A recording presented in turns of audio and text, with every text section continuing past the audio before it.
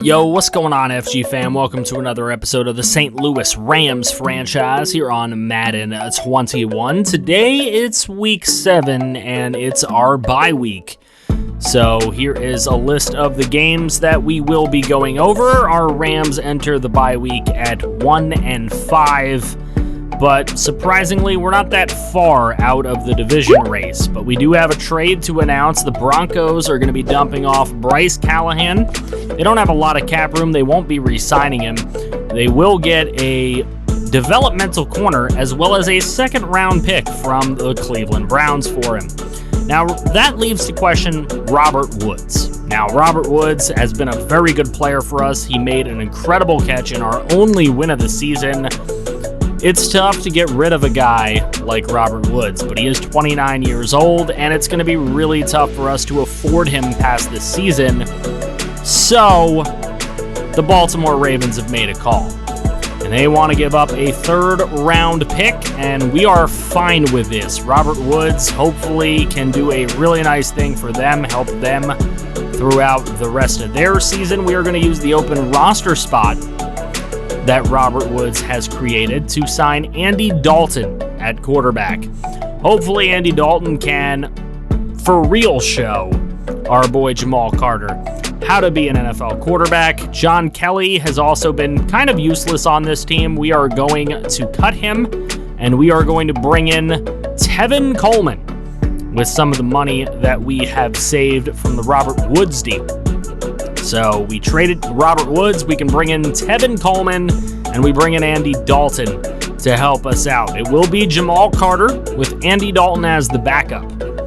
Jared Goff will be now the third-string quarterback. And I know a lot of you want me to trade Jared Goff, and I totally understand that, but his dead cap hit is going to be too much.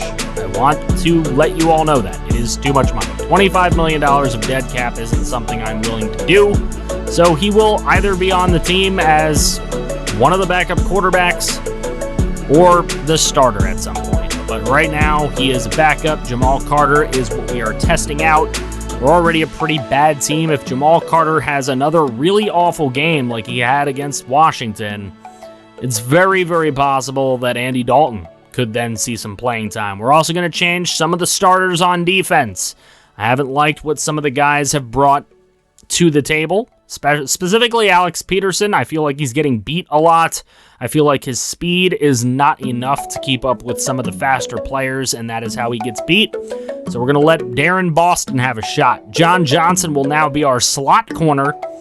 That's a little unorthodox, I understand that. Taylor Rapp will be playing deep safety, as will Roy Wynn. I have not liked what Roy Wynn has done in the slot in the last couple of games. So we're going to try to get a spark. We're going to try to play people in different spots, see if there's other areas they can perform. Burley, though, will now take every single spot that Robert Woods had in previously. So it is a time for Burley to shine. Burley can do some things. He will now be the slot man. Van Jefferson will play that number 2 wide receiver role. And hopefully this is enough of a change to possibly spark some more offensive points. That's what we're really looking for. As we take a look at how the games this week have gone, the Raiders with a 42-21 win over the Jaguars. Derek Carr has a great game. Hauser still learning, man. A lot of these first-round quarterbacks from this past season just really haven't impressed me this year. Baker Mayfield, 2 touchdowns, no interceptions, en route to a Browns win, 140 yards and a touchdown for Austin Hooper. 4 sacks for Trey Flowers, interesting. 24-17, the Jets get the better of Miami.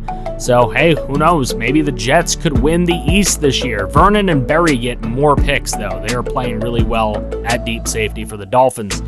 Ravens over the Chiefs in this one, and a story of 2 very good dueling quarterbacks, very good young players, MVPs, going at it, and Lamar gets the better with the dub in this one. 33-27 in overtime for Dallas over Washington, and Dak Prescott, 352, 1 touchdown. Haskins throws 1 touchdown as well. Kareem Hunt, not as good as Zeke Elliott. 27-20 is the win for the Panthers over the Falcons, as this was a very toe-to-toe type of game. Teddy Bridgewater gets the better of Matt Ryan. He just made a little bit too many mistakes. Christian McCaffrey went off as well, and it's hard to win if you're going to let him do literally anything he wants.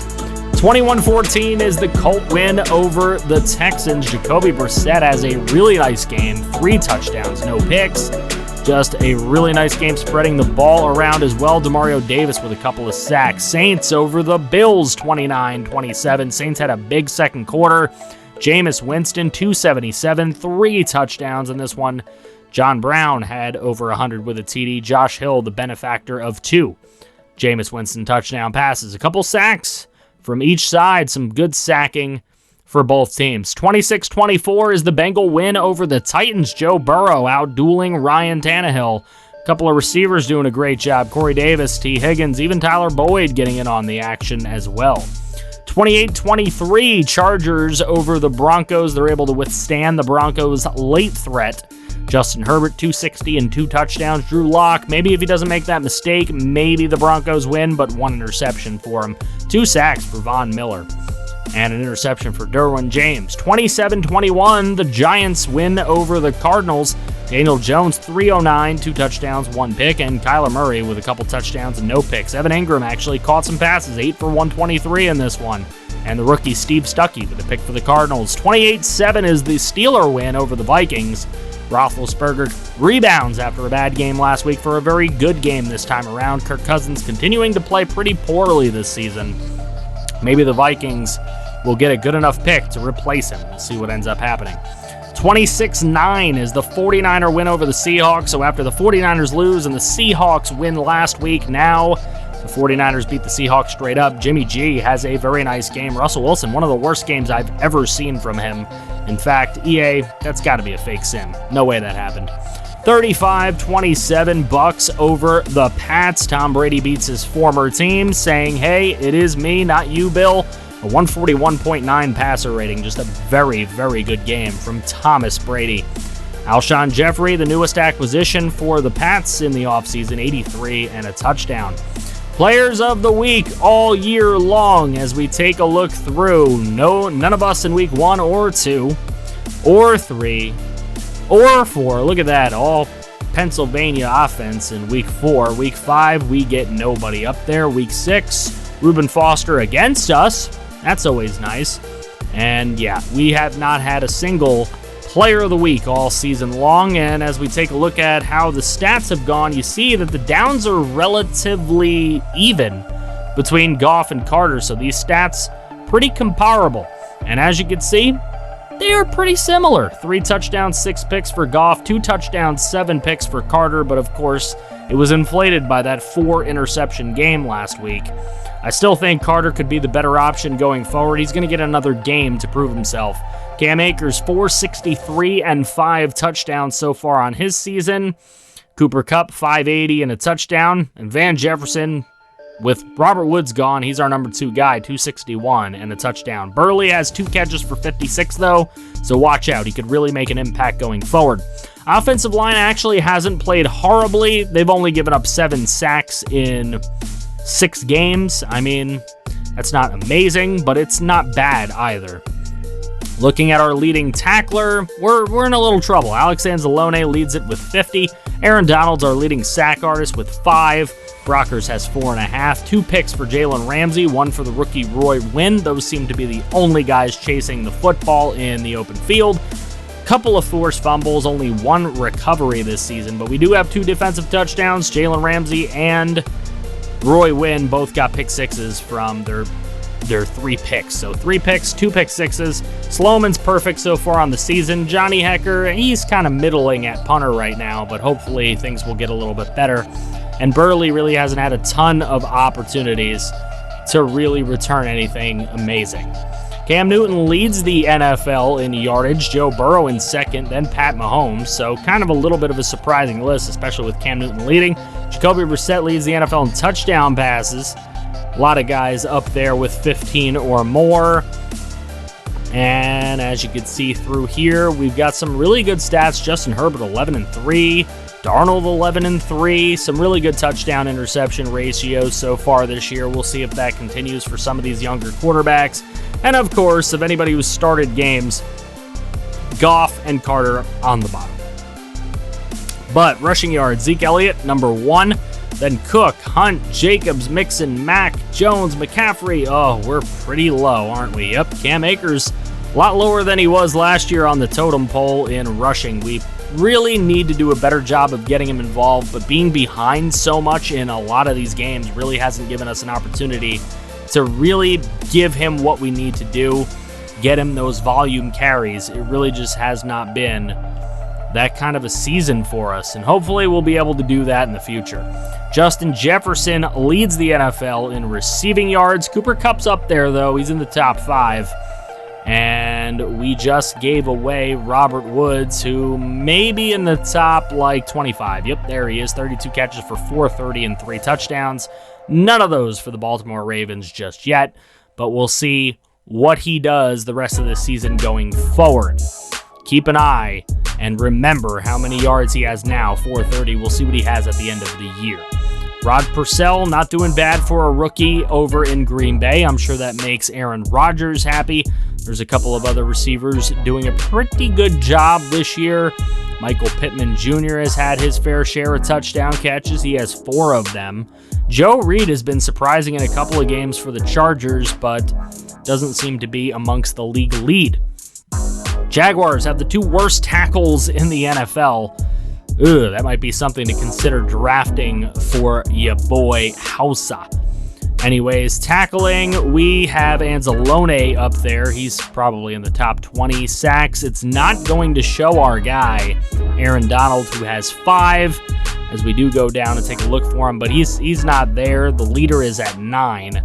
4 interceptions is the league lead, and it's by both Dolphins safeties. Byron Jones also has 3. The Dolphins are doing an incredible job taking the ball away by way of interception.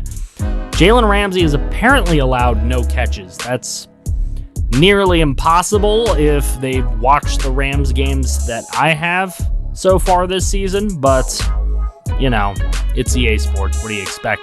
Eric Berry with a touchdown. Good to see that. You actually love to see Eric Berry thriving in this league right now. Tyler Bass has the most field goals made. He's also 100% on this season. Sam Sloman's 100%, but he's only 5 of 5, so we'll see what happens with a bigger sample size at the end of the year. Again, he really hasn't had the opportunities. His offense has kind of sputtered a lot.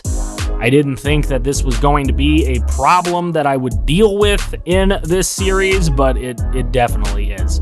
Tyreek Hill has 2 punt return touchdowns out of 9 returns. He has been incredible. And at the end of this bye week, it is the Browns still leading at 5-1. Colts and Texans are tied in the AFC South at 5-2. The Jets and the Dolphins are tied in the AFC East at 4-3. The Chiefs still reign supreme in the West at 4-3, but they can be had. Packers at 5-1, they lead the North. Saints and Bucks are right there neck and neck in the South. Eagles and Cowboys are both 5-1, but the Giants, look out for them. They're still good. And the Cardinals, 2-3-1 is their lead in the West. Both the Niners and Seahawks at 2-4, and like I said, we're sitting at 1-5. Our next opponent is Chad Hausa, the rookie quarterback, and the Jacksonville Jaguars. We'll see what we can do against them. Leonard Fournette still on this team. I had thought about getting him off of this team, but you know what? There's just really nowhere I feel comfortable putting him, so there he is. He is there. They do have the 2 worst tackles in the NFL right now as far as getting the job done and giving up sacks, so hopefully we can take advantage of that, but we've got to watch out for their D-line. They have a lot of young, talented guys there. Leonard Floyd, who played for us last season, is playing for them. So we definitely got to watch out. One thing we won't have to deal with is C.J. Henderson. He's out for 5 weeks with a dislocated hip, so we won't have that problem. But they did sign Marcus Williams, and that man can play. Josh Lambo, also a very good kicker. So let me know how you think we're going to do against the Jacksonville Jaguars in the comments section below. Give me some score predictions. We'll see if any of you can get it exactly right. Thank you so much for joining me for this episode. I appreciate every single one of your support to help this channel get to where we really need it to be so that I can create content for you guys full time. I appreciate everything that you guys do. Make sure you slap a like on this button to continue that support. Make sure you subscribe to the channel for the love of franchise content if you're new, because that's all we do here. And if you want to see more franchise, click right here to see more franchise. Somehow